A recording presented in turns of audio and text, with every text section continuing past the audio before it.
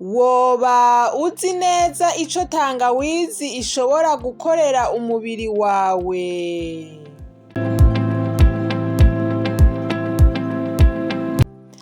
Abantu benshi bayikoresha mu guteka canke mu gukora icayi, ariko hari akamaro kayo benshi batazi.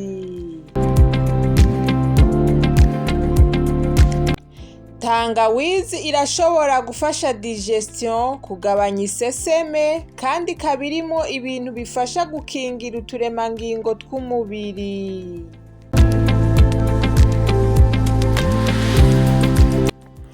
Muri kino kiganiro turaza kurabira hamwe akamaro ka tangawizi, uko woyikoresha, hamwe n'ivyo ukwiye kwitondera.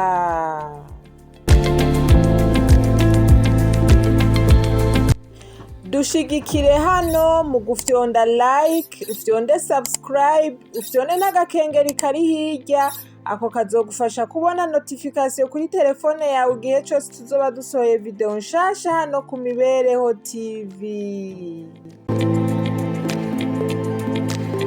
Mbega tangawizi ni iki? Tangawizi ni umuzi ukoreshwa cane nk'ikirungo mu mfungurwa no mu binyobwa.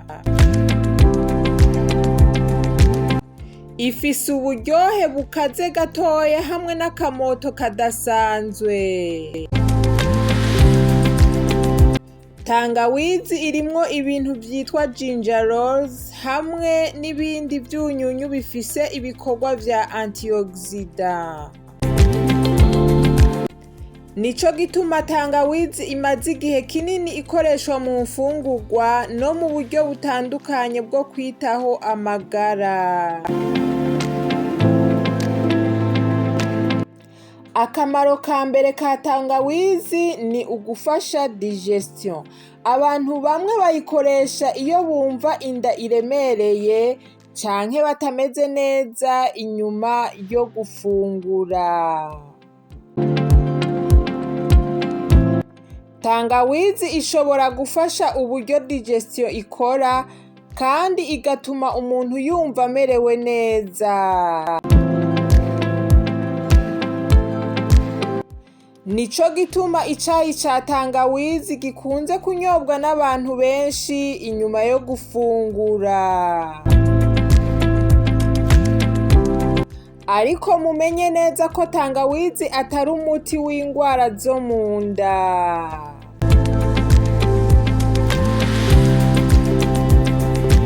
Akamaro kagira kabiri ni uko tangawizi ishobora gufasha kugabanya iseseme. Nico gituma abantu bamwe bayikoresha iyo bumva bashaka kuruka canke iyo mu nda hatameze neza. Ariko nimba iseseme idahera, ikomeye, canke ijanye n'ibindi bimenyetso, ntukwiye kwisunga tangawizi gusa, rondera impanuro za muganga. Tangawizi kandi irimwo ibintu bifise ubushobozi bwa antioxidant. Antioxidant nazo zikaba zifasha kurinda uturemangingo tw'umubiri ingaruka ziterwa n'ibintu bimwe bishobora kubwonona. Ariko ntukwiye kwibaza ko tangawizi yonyene ishobora gutuma tugira amagara meza.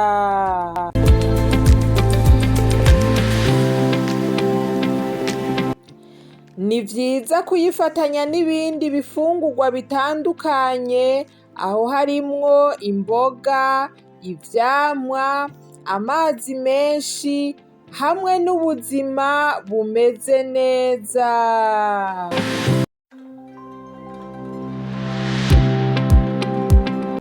Ubundi bushakashatsi bwerekana ko ibintu bimwe biri muri tangawizi bishobora kugira uruhara mu bijanye na inflammation mu mubiri. Ivyo bikaba ari bimwe mu bituma tangawizi ikomeza kwitabwaho mu bushakashatsi bw'ubuzima.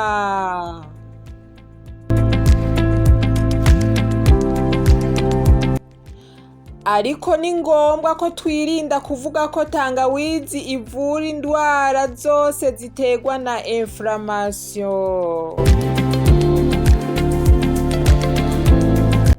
Ariko ico twomenya nuko tangawizi ishobora kuba igice c'imfungurwa nziza kandi zikwije.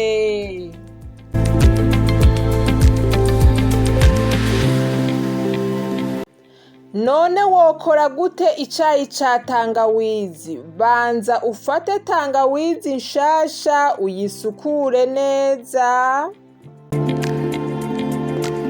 hanyuma uyikate uduce duto duto.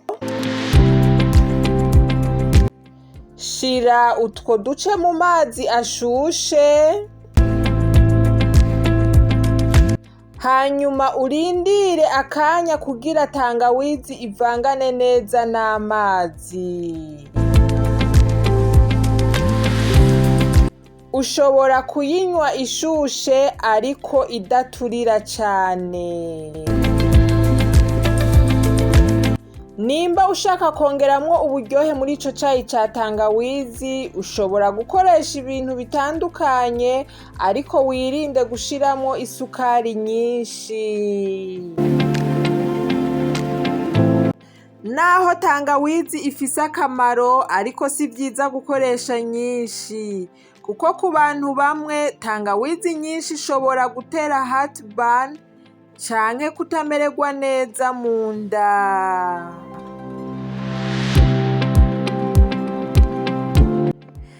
Nimba usanzwe ufata imiti buri munsi canke ufise ikibazo c'amagara gisaba ubuvuzi, ni vyiza kubanza kubaza umuganga imbere yo gukoresha tangawizi nk'inyongera.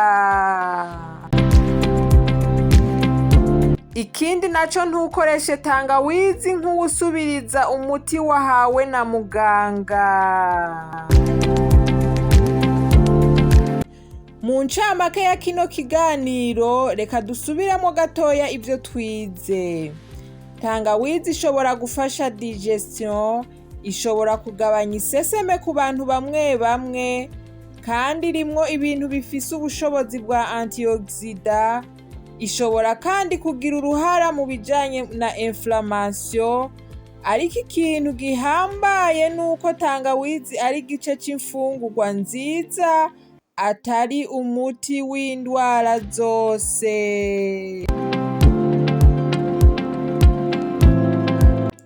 None wewe tangawizi uyikoresha gute? Uyikoresha mu cayi, mu mfungurwa, canke mu bindi binyobwa? Andika inyishu yawe muri commentaire. Nimba wakunze kino kiganiro, fyonda like, subscribe ku Mibereho TV, hanyuma usangize iyi video n'abandi. Kugira rero ntuhombe ibindi biganiro vyerekeye amagara, imibereho n'ubuzima bwa misi yose, fyonda like, ukore subscribe, fyonde nako gakengeri hano ku Mibereho TV. Murakoze cane kubana nanje, tuzosubira mu kindi kiganiro kizokurikira.